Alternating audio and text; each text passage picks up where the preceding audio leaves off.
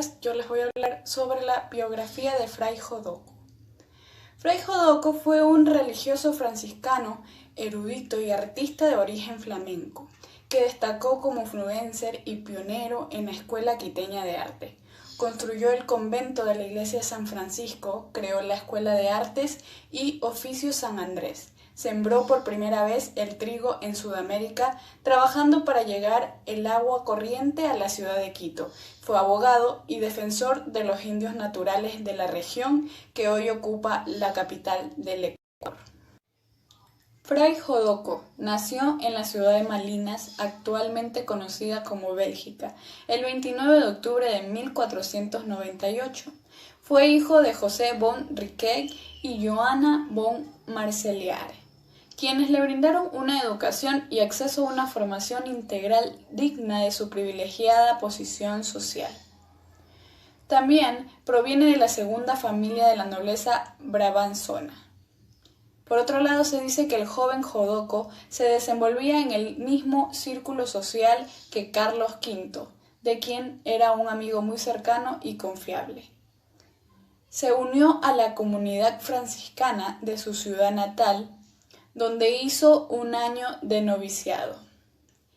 En 1516 se trasladó a Gante para hacer el sacerdocio, mismo que concluyó en 1525 para poder continuar con sus estudios de Derecho Civil, Matemáticas, Arquitectura y Anatomía.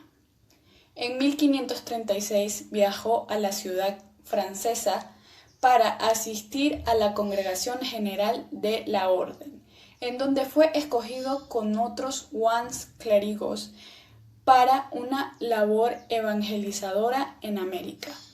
A fines de ese mismo año, se entrevistó en el Castillo de la Mota, en Mediana del Campo, con Isabela de Portugal, mujer del rey y emperador Carlos I de España y V de Alemania, que se le dio el paseo a México.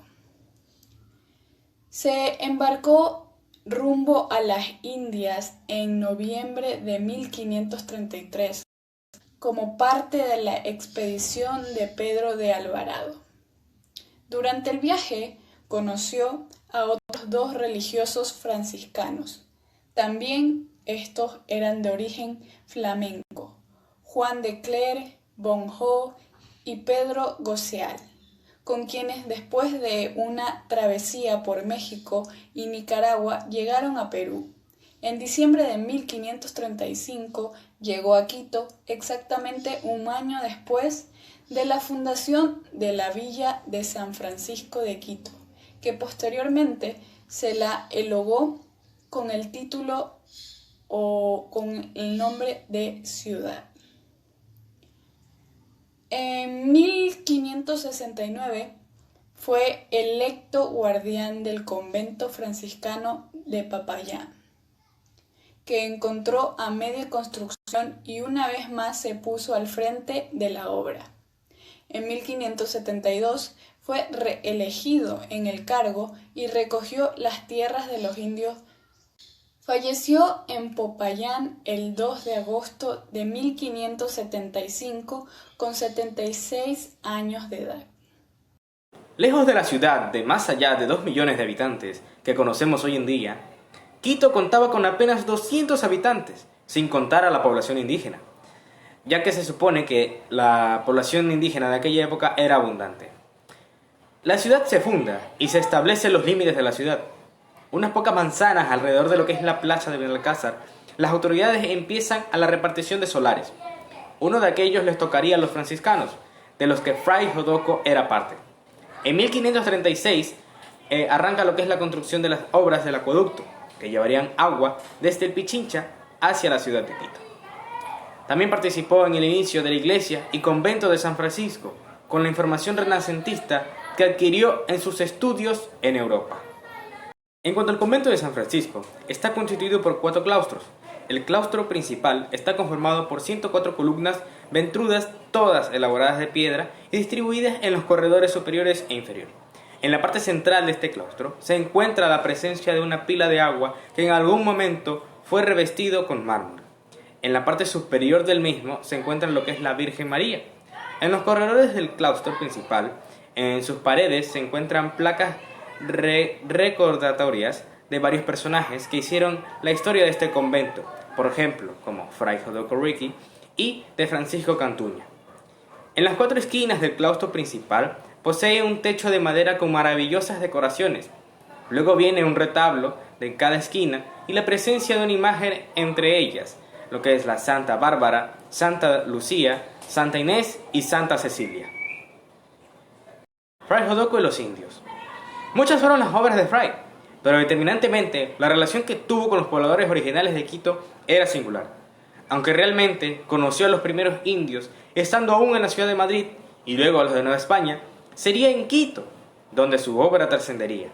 Además, ellos que también aprendieron a hacer carretas, serían los conductores de las piedras extraídas de la cantera de Pichincha como material principal de construcción para la iglesia de San Francisco.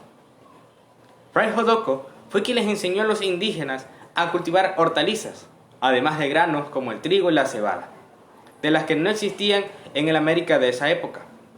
También enseñó el arado con bueyes a los indios, y estos serían los primeros cultivadores de trigo que Fray Jodoco introdujo en Quito. Aprendió el quichua alrededor del año de 1547 para predicarles y enseñarles el catecismo en su idioma natal. Aunque es importante mencionar que para aquellos días este probablemente no era el idioma más hablado por los indígenas, más bien se usaba como lengua franca el panzaleo.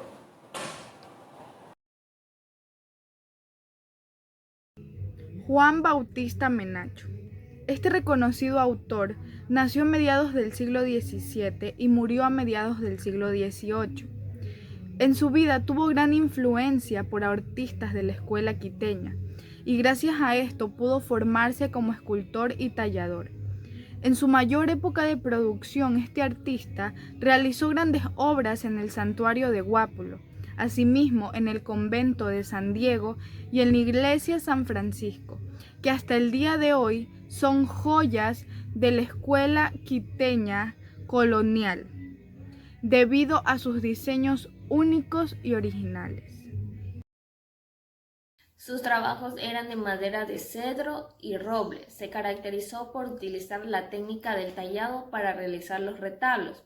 Otra de las técnicas muy conocidas de Menacho fue la filigrana, que son adornos hechos con hilo de oro o plata, que entrelazados forman un dibujo parecido a un encaje, como podemos ver aquí en la imagen. Además, se caracterizó por adoptar el estilo artístico barroco.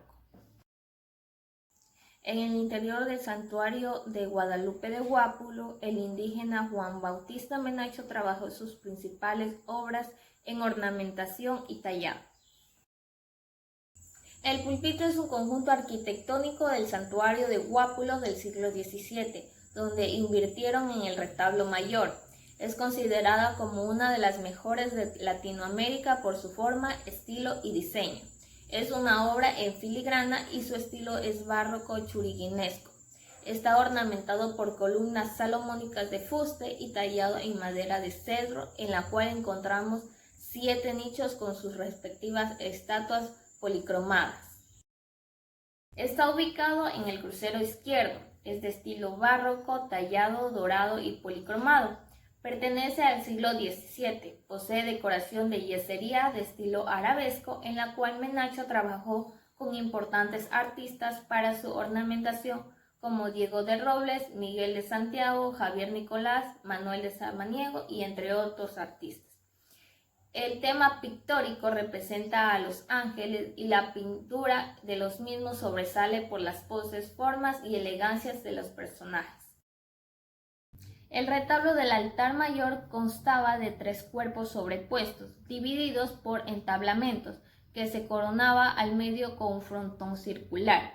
Verticalmente, el callejón central estaba flanqueado por otros 2 a cada lado, divididos por columnas de fustes decorados.